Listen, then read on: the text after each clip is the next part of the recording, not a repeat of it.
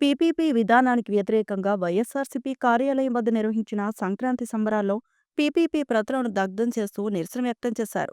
రాష్ట్రంలో కూటమి ప్రభుత్వం ఏర్పడినప్పటి నుంచి ప్రజా వ్యతిరేక విధానాలు అవలంబిస్తూ వైద్య విద్యను సామాన్యులకు దరిచేరకుండా కుట్రపూరితంగా కార్పొరేట్ సంస్థలకు, మెడికల్ కళాశాలలో అప్పగిస్తుందని వైసీపీ నాయకులు ఆరోపించారు. అధికార కూటమి ప్రభుత్వం ప్రజా వ్యతిరేక విధానాలు అవలంబిస్తే సంక్రాంతి భోగి మంటల్లో అగ్ని కెరటాలు ఎలా ఎగిసిపడతాయో వైఎస్సార్ కాంగ్రెస్ పార్టీ శ్రేణులు అగ్నికీలల్లా కూటమి యొక్క అవినీతి అక్రమాలను దహించి వేస్తామని హెచ్చరించారు.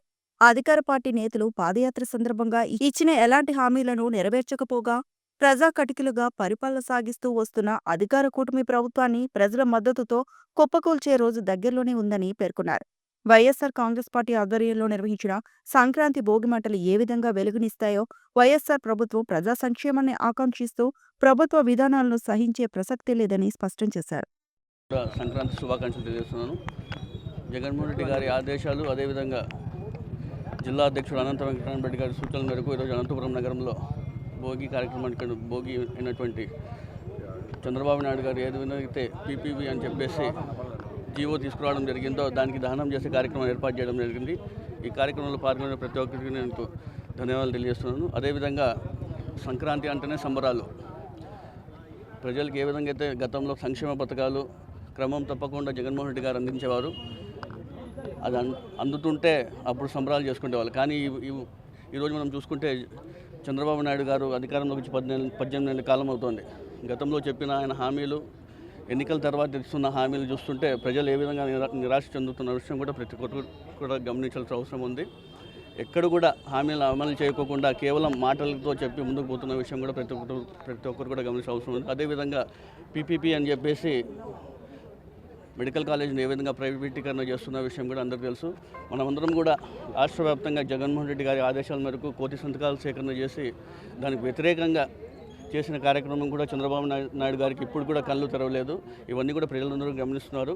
ఏ విధంగా అయితే కష్టాలు, బాధలు మనం భోగిలో తగలబెడతామో అదేవిధంగా ఈరోజు మన చంద్రబాబు నాయుడు గారు కూడా ఈ పీపీకి సంబంధించిన ఈ జీవోలన్నీ కూడా మేము ఈరోజు భోగి కార్యక్రమంలో తగలబెట్టడం జరిగింది.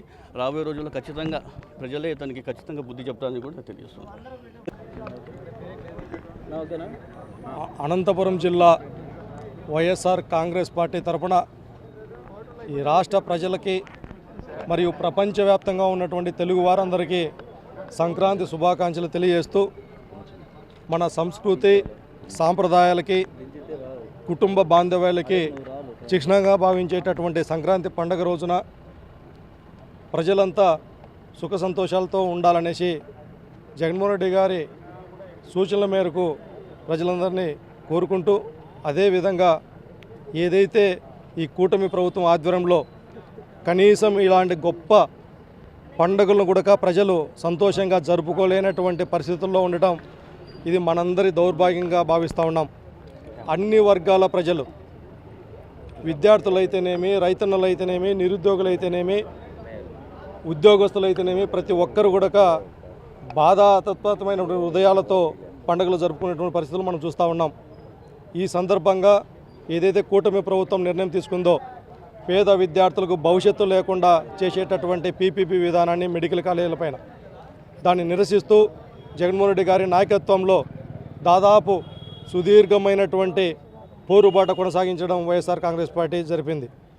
మరి అదే సందర్భంలో ఇవాళ ఇప్పటికైనా ఆ కళ్ళు మూసుకుపోయినటువంటి చంద్రబాబు నాయుడు గారు కళ్ళు తెరవాలనేసి ఈ సంక్రాంతి పండగ రోజైనా కూడా ఆయనకి మంచి బుద్ధిని ప్రసాదించాలనే ఉద్దేశంతో భోగి మంటల్లో మేమందరం కలిసి వారు తీసుకున్నటువంటి ఏదైతే శాపంగా మారిందో విద్యార్థుల పాలిట ఆ జీవో ప్రతులను కూడా భోగి మంటల్లో మండించడం జరుగుతూ ఉంది.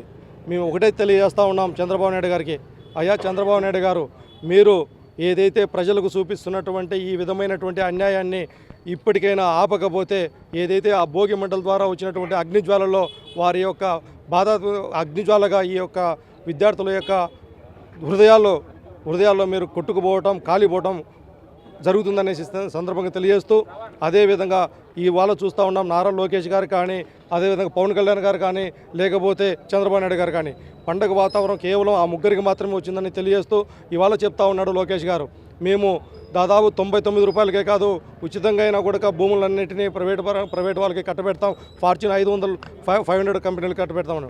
అయ్యా లోకేష్ గారు, మీకు హక్కు ఉంటే కేవలం అదేదో హెరిటేజ్కో లేదంటే హెరిటేజ్ ఆస్తుల్లో ఉచితంగా కావాలంటే ఇవ్వండి, మాకు అభ్యంతరం లేదు.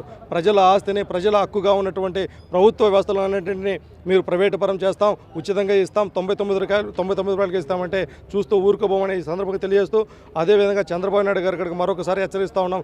ఈ సంక్రాంతి పండుగ శుభ సందర్భంగా కళ్ళు మూసుకుపోతున్నటువంటి మీరు మరొకసారి కూడా ఇలాంటి అన్యాయాన్ని చేయదలిస్తే ఈ సంక్రాంతి పండుగ తర్వాత వైఎస్ఆర్ కాంగ్రెస్ పార్టీ జగన్మోహన్ రెడ్డి గారి నాయకత్వంలో ఉద్యమాన్ని మరింతగా తీసుకొని పోతామని తెలియజేస్తూ, ఈ సందర్భంగా ప్రజలందరూ సుఖ సంతోషాలతో ఉండాలని మరొకసారి కోరుకుంటూ అందరికీ సంక్రాంతి శుభాకాంక్షలు తెలియజేస్తాను.